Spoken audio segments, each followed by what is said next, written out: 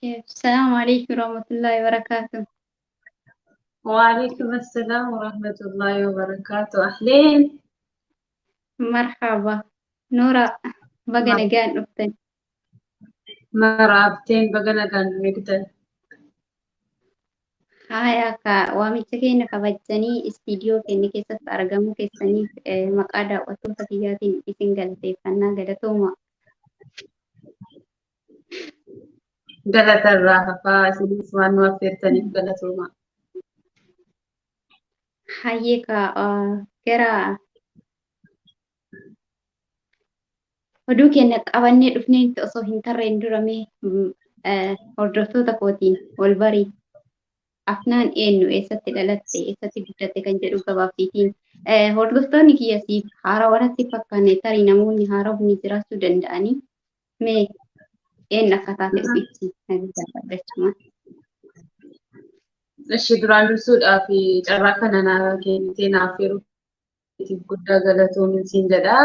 Taansuudhaan egaa maqaan koo inni dhugaa akkuma beektan Iftuu jedhama. Maqaan Afnaan jedhu maqaa yuutuubiidhumaan baname yookiin immoo maqaan baay'ee jaalladhu waan ta'eef Afnaan yookiin Iftuun kan isin itti dhalattee guddattee Jimmaadha. Maashaallah. Achumatti dhalattee achumatti guddatte jechuudha. Jimmaan yeroo hin jedhu gaa Jimma ta'ee Jimma bal'oodha. Ofuma isiittiyyuu biyya tokko ni taati Jimma. Yani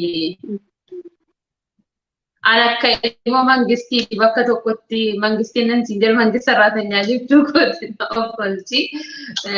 Yani bakka baay'eetti hin guddadhe jechuun ni danda'ama. Bakka tokko qofaan.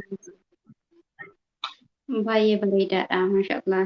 Hayyee ka intala mootii abbaa Jifaar har'a mana kootiitti argamtee jirti. Hedduu galatoomii.